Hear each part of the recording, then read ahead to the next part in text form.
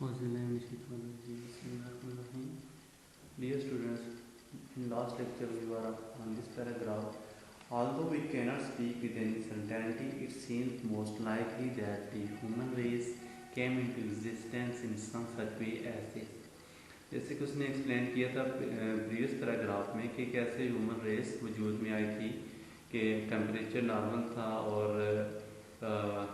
कुछ ऐसी सिचुएशन थी, फिजिकल कंडीशन थी जो मुनासिब थी, जिसकी वजह से जानदार वजूद में आया और उनमें ये क्वालिटी थी कि अपनी डेथ से पहले अपने जैसे वो जानदार पैदा कर जाती थी। ठीक है, तो इस अंदाज से बताया था कि ह्यूमन रेस वजूद में आई standing on over little grain of sand. अभी वो कंपैरिजन कर रहा है, कहता है कि हम जो छोटा सा रेत का ज़र्रा है इसके ऊपर खड़े होकर, ठीक है, हमारी जो अर्थ है, ज़मीन है, इसको जब उसने पूरी यूनिवर्स के साथ कंपैरिजन किया तो उसने फिर ये नतीजा निकाला कि हम बिल्कुल एक छोटे से रेत के ज़र्रे के मानी ज़मीन का वजूद है जिस पर हम खड़े हैं या रहते हैं। ठीक है, कहता है इस पर खड़े होकर हम क्या कर रहे हैं, वी ट्राई टू डिस्कवर, हम डिस्कवर करने की कोशिश कर रहे हैं। डिस्कवर मीन दरियाफ्त करने की कोशिश कर रहे हैं इस चीज़ को, the nature and purpose of the universe which surrounds our home in space and time. Nature को, कुदरत को, यूनिवर्स को डिस्कवर करने की कोशिश कर रहे हैं कि इसका मकसद क्या है, पर्पस क्या है, जो हमारे इर्द गिर्द फैली हुई है, जो खला है, जो हमारा घर है, इसके गिर्द ये कितने अरसे से टाइम है कि यूनिवर्स वजूद में आई। इन सब बातों को डिस्कवर करने के लिए इंसान कोशिश कर रहा है। ये क्या है, एक मिस्ट्री है, एक पुरस्कार है, एक पोशीदा चीज़ है इंसान के लिए। इसको डिस्कवर करने की कोशिश में वो बताता है कि our first feeling is something like fear. जो हमारी पहली फीलिंग होती है सबसे पहले वो कहता है क्या है कि वो फियर है, होप है। ठीक है, और first feeling is something like fear. We find the universe, हमने यूनिवर्स को पाया फ्राइटनिंग, खौफनाक, इस बिकॉज क्योंकि ऑफ दी स्ट्रेचेज ऑफ वक्त के फैलाव की वजह से, so great that we can not imagine है, इतना ज़्यादा है कि हम इसके बारे में तसव्वुर भी नहीं कर सकते। Making the whole of human history so very small in comparison. जो ह्यूमन हिस्ट्री है, इंसानों की जो तारीख है, इसका कंपैरिजन करते हुए क्या है, सो वेरी स्मॉल, बहुत ही छोटी है, फ्राइटनिंग, खौफनाक है, because of our extreme loneliness, हमारी बहुत ज़्यादा तन्हाई की वजह से। हम क्या हैं, इसमें बिल्कुल तनहा हैं। वो कैसे कि इतनी बड़ी यूनिवर्स है जिसमें ज़मीन एक रेत की मानिंद है, उस पर सिर्फ इंसान रहते हैं या ज़िंदगी का वजूद है। बाकी किसी भी खला में, इस यूनिवर्स में, कायनात में किसी भी जगह पर खला इंसानियत का वजूद नहीं है। इस वजह से हमें क्या है, फ्राइटनिंग है, हम खौफ है और एक्सट्रीम लोनलीनेस, और बिल्कुल बहुत ज़्यादा तन्हाई है। And because of the littleness of our home in space. और फिर राइटर बताता है कि हमारा घर बहुत ही छोटा है जिसकी वजह से हम खौफ महसूस करते हैं। ठीक है, a millionth part of a grain of sand out of all the sea sand in the world। अब इसका एक्सप्लेन करता है, कहते हैं कि a millionth part, 1,00,000वां हिस्सा, of a grain of sand out of all the sea sand, जितने भी सी सैंड हैं, जितने भी साइल हैं दुनिया में, इन सब पर रेत के भी किसी लाखें करोड़े हिस्से के बराबर होता है हमारा वजूद है, जितनी वो नज़र भी नहीं आ रहा है। दैट्स मीन इतना हमारा छोटा वजूद है कायनात के साथ जब हम कंपैरिजन करते हैं, और उस पर खड़े होकर हम कायनात डिस्कवर करने की कोशिश करते हैं। जब डिस्कवर करने की कोशिश करते हैं तो फिर हमें, जो साइंटिस्ट हैं वो कहते हैं, फिर खौफ महसूस होता है। But above all else, we find the universe frightening because we cannot find any sign that life like our own exists anywhere in except on the earth। या तो इस वजह से भी हम खौफ महसूस करते हैं कि जो जिस तरह के साइन हैं ज़िंदगी के हमारे प्लानेट पर, हमारे सियारे ज़मीन पर, इस तरह के कायनात में किसी और जगह पर नहीं है। इंडीड, यकीनन, फॉर द मोस्ट पार्ट, जितना भी ज़्यादा हिस्सा है, empty space is so cold, इसमें जितना भी एम्प्टी स्पेस है वो क्या है, बहुत ज़्यादा ठंडी है। That all life in it would be frozen, कि इसमें जितनी भी लाइफ है वो सब की सब फ्रोजन है, रुकी हुई है। मोस्ट ऑफ द मैटर जितना मादा है of the matter in space खला में is so hard as to make life on it, और जितना भी मादा है खला में वो इतना हार्ड है कि इस पर ज़िंदगी का होना क्या है, इम्पॉसिबल है।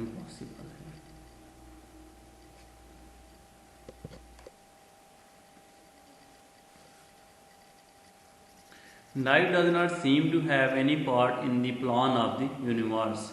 Life does not seem to have any part. इसमें ज़िंदगी का कोई अमल दखल नहीं है in the plan of the universe, जो कायनात का प्लान है, which produced our planetary system, जो हमारे प्लानिटरी सिस्टम के लिए प्रोड्यूस है पैदा किया गया है। प्लानिटरी सिस्टम जैसे जो प्लानिट हमारा ज़मीन एक प्लानिट है, स्यारा है जो स्यारों का सिस्टम है, इस तरह का किसी और स्यारों पर भी कोई ज़िंदगी के ऐसे साइंस नहीं हैं, अलामात नहीं हैं। Calculation shows that there can be only very few such systems in space. Calculation बताती है, जब हम सब चीज़ों को कैलकुलेट करते हैं तो हमें इस चीज़ का अंदाज़ा होता है कि only very few such system in space, ऐसे बहुत ही कम सिस्टम में चंद सिस्टम्स हैं, yet so far as we can see life, जिन पर ज़िंदगी का होना पॉसिबल है, of the kind we know on earth can exist only on planets like the earth, जो हमारे जैसे प्लैनेट्स अगर हैं, सियारे हैं, उन पर इसका होना पॉसिबल है। इट नीड्स, इसकी किस चीज़ की ज़रूरत है, सूटेबल फिजिकल कंडीशन, मुनासिब फिजिकल कंडीशंस हैं, फॉर इट्स अपीयरेंस, इसकी अपीयरेंस के लिए, इसके नमूदार होने के लिए। The most important of which is the temperature, उनमें सबसे ज़्यादा क्या इंपॉर्टेंट है, टेम्परेचर है। Eight which substances can exist in a liquid state, जिस पर जितने सब्सटेंसेस हैं, मादे हैं, वो अपनी माया की हालत बरकरार रख सकते हैं। The stars themselves are far too hard for this, इसके लिए स्टार्स क्या हैं, बहुत ज़्यादा गर्म हैं। We may think of them as a collection of fires, हम उनके बारे में सोच सकते हैं कि वो क्या है, कलेक्शन ऑफ फायर्स हैं, आग, फायर्स, ठीक है, collection of fires scattered through space, जो भी स्टार्स हैं वो कलेक्शन ऑफ फायर्स हैं, मतलब वो आग के गोले हैं और खला में फैले हुए हैं। प्रोवाइडिंग वार्मथ इन सराउंडिंग, जो सराउंडिंग में इर्द गिर्द वार्मथ प्रोवाइड कर रहे हैं, हीट दे रहे हैं, गर्मी दे रहे हैं। वे the temperature is at most of 4 degrees above absolute zero, जहाँ पर टेम्परेचर क्या एब्सोल्यूट जीरो से अबव है, कहाँ तक, 4 डिग्री तक, ठीक है। जो स्पेस का टेम्परेचर बता रहा है कि 4 डिग्री तक है, जस्ट एब्सोल्यूट जीरो से थोड़ा सा अबव है। उसमें जो हीट आती है वो स्टार्स की वजह से, that is about 484 degree of frost on the Fahrenheit scale. Fahrenheit scale पर जो है वो क्या है, 484 डिग्रीज है, ठीक है। फ्रोस्ट मतलब ठंडक का, बर्फ, कोर कहते हैं इसको। In the immense stretches of space, जो ज़्यादा फैलाव है स्पेस का, बियॉन्ड द मिल्की वे, कहकशान कहते हैं, कहकशान के दूसरी जानिब इट इज़ कोल्डर स्टेट, उधर ज़्यादा कोल्डर है, ज़्यादा ठंडा है। कहकशान क्या होते हैं, स्टार्स इकट्ठे होते हैं, वहाँ पर टेम्परेचर थोड़ा सा बेहतर है और उसकी दूसरी जानिब टेम्परेचर डाउन है। अवे फ्रॉम द फायर्स से दूर, there is this unimaginable cold of hundreds of degrees of frost, वहाँ पर कितनी फ्रोस्ट पर कितनी है, अनइमेजिनेबल कोल्ड, इतनी ज़्यादा ठंडक है जिसको इमेजिन भी नहीं किया जा सकता, तसव्वुर भी नहीं किया जा सकता, हंड्रेड्स ऑफ डिग्रीज, ठीक है। क्लोज अप टू दैम, उनके साथ क्लोज होगा, there is a temperature of thousands of degrees, उधर वहाँ पर टेम्परेचर है थाउजेंड्स ऑफ डिग्रीज में, ठीक है, हज़ारों डिग्रीज में। एट विच, जिस पर ऑल सॉलिड्स मेल्ट, जिसमें सारे जितने भी सॉलिड्स हैं सब के सब मेल्ट हो जाते हैं। ऑल लिक्विड्स बॉयल, जितना भी लिक्विड है सब बॉयल हो जाता है। ये कह रहे हैं कि टेम्परेचर इतना ज़्यादा है स्टार पर या उनके बिल्कुल करीब कि वहाँ पर जितना भी सॉलिड है वो अपनी शक्ल बरकरार नहीं रख सकते, ठीक है। सॉलिड जितने हैं वो मेल्ट हो जाते हैं, जब मेल्ट होकर पिघल जाते हैं तो फिर ऑल लिक्विड्स बॉयल, वो लिक्विड बॉयल करना शुरू कर देते हैं, ठीक है। Life can exist only in narrow, life का वजूद हो सकता है कहाँ पर, सिर्फ नैरो बेल्ट में, तंग पट्टी में, surrounding each of these fires at a certain distance, जो फैली हुई है मुनासिब डिस्टेंस पर, where the temperature is neither too hot, जहाँ पे ना टेम्परेचर ज़्यादा गर्म है नॉट टू कोल्ड और ना ज़्यादा ठंडा है। Outside these belts, in belts के बाहर लाइफ वुड बी फ्रोजन, जिंदगी मुजमिद हो जाएगी। इनसाइड इट, इसके अंदर वुड बी बर्न, जिंदगी जल के राख हो जाएगी। Our rough calculation shows that such temperature bands within which life is possible, all added together, make up less than a 1,000 millionth part of the whole of space. कहते हैं rough calculation हमें ये बताती है कि डेट सच temperature belts, ऐसी जो temperature की बेल्ट्स हैं with in which life is possible, हम लाइफ पॉसिबल है।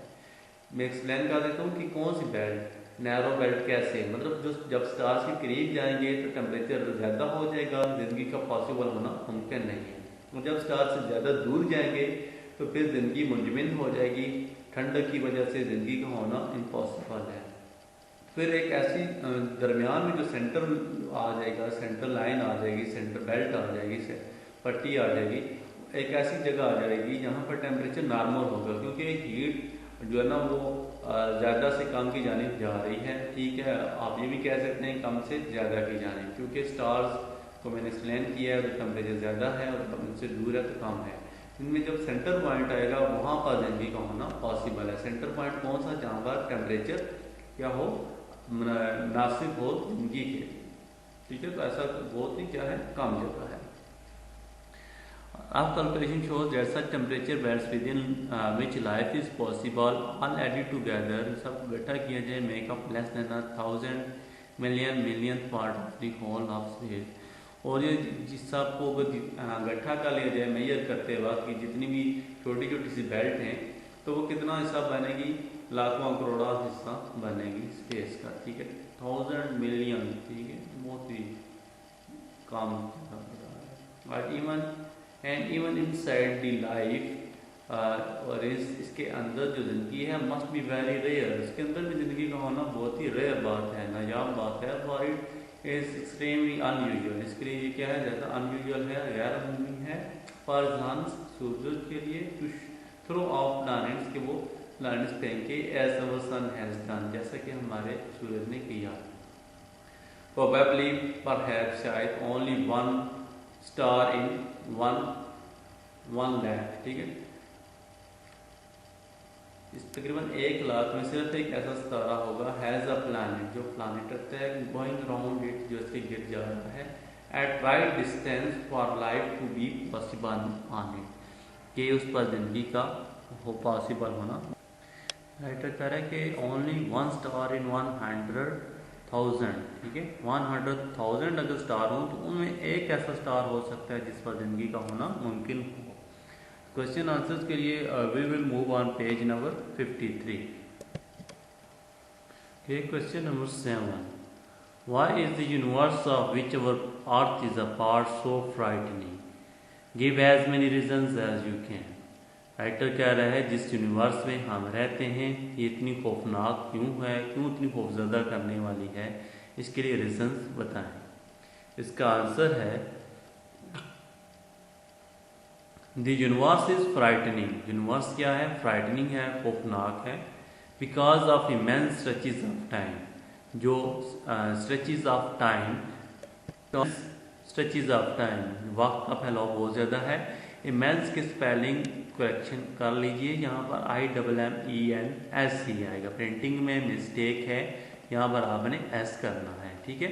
और यूनिवर्स का जो U है ये भी आपने स्मॉल लेटर में लिखना है कि the universe is frightening, universe खौफनाक है, because of immense stretches of time, वक्त के फैलाव की वजह से, ग्रेट डिस्टेंसेस, बहुत ज़्यादा फासलों की वजह से, एंड एब्सेंस ऑफ लाइफ, और ज़िंदगी की कमी की वजह से, ऑन अदर प्लैनेट्स, बाकी प्लैनेट्स पर, एंड ऑफ लोनीनेस, और हमारी तन्हाई की वजह से। कहता है कि कायनात जो है वो फ्राइटनिंग है, खौफनाक है, खौफजदा करने वाली है, क्योंकि वक्त का बहुत ज़्यादा फैलाव है, बहुत ज़्यादा फासले हैं, और ज़िंदगी का किसी और प्लैनेट पर होना पॉसिबल नहीं है, इसकी कमी है, और हमारी लोनीनेस की वजह से। Question number 8, what in your opinion should be the conditions necessary for the kind of life we know to exist on other heavenly bodies? Do such conditions generally exist? तो कहता है इन योर ओपिनियन, आपकी opinion में, should be the condition necessary for the kind of life we know to exist another heavenly bodies, या जो necessary conditions हैं क्या ये पॉसिबल हैं किसी और हेवनली बॉडीज पर, किसी और स्टार पर, प्लैनेट पर, ठीक है, सबको हेवनली बॉडीज का है। दूसरा कंडीशन जनरली एग्जिस्ट, क्या जनरली कंडीशंस एग्जिस्ट करती हैं? आंसर है लाइफ कैन एग्जिस्ट, जिंदगी एग्जिस्ट कर सकती है, पॉसिबल है, only in some suitable physical conditions, इसके लिए मुनासिब सूटेबल कंडीशंस पर, ठीक है, लाइक जैसे कि रीजनेबल टेम्परेचर, जैसे कि मुनासिब दर्जा हरारत, एयर हवा, एंड वाटर और पानी। सच कंडीशंस, ऐसी जो कंडीशंस हैं, do not exist on other heavenly bodies except the earth, ये कंडीशन किसी और हेवनली बॉडीज पर नहीं हैं, सिर्फ ज़मीन के। Therefore there is no life on other heavenly bodies, इस वजह से कहीं और ज़िंदगी मुमकिन नहीं है हेवनली बॉडीज पर, किसी और सितारे पर, प्लैनेट्स पर मुमकिन नहीं है।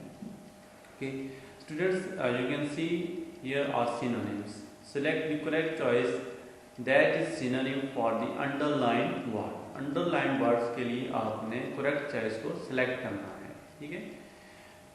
Most of them are so large that hundreds of thousands of us could be packed inside each and leave room to spare। Spare को आपने अंडरलाइन करना है, प्रिंटिंग मिस्टेक है, उसने अंडरलाइन वर्ड नहीं दिया, ठीक है। उसके लिए नीचे 4 ऑप्शंस हैं, 4 ऑप्शन में जो बेस्ट आंसर है वो है सी, ठीक है, जो बेस्ट चॉइस है वो इसका आंसर है सी है, space. Number 2, and the total number of stars in the universe is probably, probably को आपने अंडरलाइन करना है, something like the total number of grains of sand on all the sea shores of the world. Probably, गालबन, perhaps, शायद, ठीक है, ये आपस में सिनोनिम है। नंबर 3 पर from this it is easy to understand why a star seldom finds another anywhere near it। इससे आप समझ सकेंगे क्यों कभी राइटर ने या साइंटिस्ट ने कभी दूसरा स्टार इसके नज़दीक नहीं पाया। सेल्डम को आपने अंडरलाइन करना है, दैट्स मीन रेयर, नायाब। Number 4, another star wandering blindly, blindly को आपने अंडरलाइन करना है, through space happened to come near the sun, जो सूरज के करीब आया। इसके लिए राइट आंसर है ए, एमलेसली, ठीक है। Moving to next page. Here the second star formed a mountain of mountain so high that we can hardly imagine। जो दूसरा सितारा था उसने इतना बड़ा पहाड़ बनाया जिसके बारे में हम सिर्फ इमेजिन कर सकते हैं। इमेजिन को आपने अंडरलाइन करना है और इसके लिए सूटेबल है थिंक, डी ऑप्शन, ठीक है। Number 6, it's tidal pull had become so powerful that this mountain was turn to pieces, ठीक है। इसके लिए आपने अंडरलाइन करना है टर्न टू पीसेस को, ठीक है, वो अंडरलाइन नहीं है, इनको आपने अंडरलाइन करना है। और इसकी राइट ऑप्शन है, राइट जो इसका आंसर है वो है स्कैटर्ड, सी ऑप्शन, ठीक है। Moving to next 7, their warmth coming almost entirely from the radiation, radiation को आपने अंडरलाइन करना है, which the sun pours down on them, rays, rays इसका राइट आंसर है। Number 8, we find the universe frightening, frightening को आपने underline करना है, because of its immense distances which we do not understand. Horrible, horrible और frightening आपस में synonyms हैं। It needs suitable physical conditions for its appearance, appearance को underline करें, इसके लिए राइट ऑप्शन है existence, D. Number 10, stars are providing warmth in surrounding, surrounding को आप अंडरलाइन करें, where the temperature is at most some 4 degrees of absolute zero, around इसका right option है, राइट आंसर है, surrounding around earth. Moving to next cloze test, paragraph number 1। Cloze test paragraph number 1, a few stars are known which are hardly bigger than the earth, but most of them are so large that hundreds of thousands of us could be packed inside each and leave room to spare। Here and there we find an immense star large enough। This is key, ठीक है, की दी गई है, you can fill the blanks by the help of key as well. Paragraph number 2. The stars themselves are far too hot for this.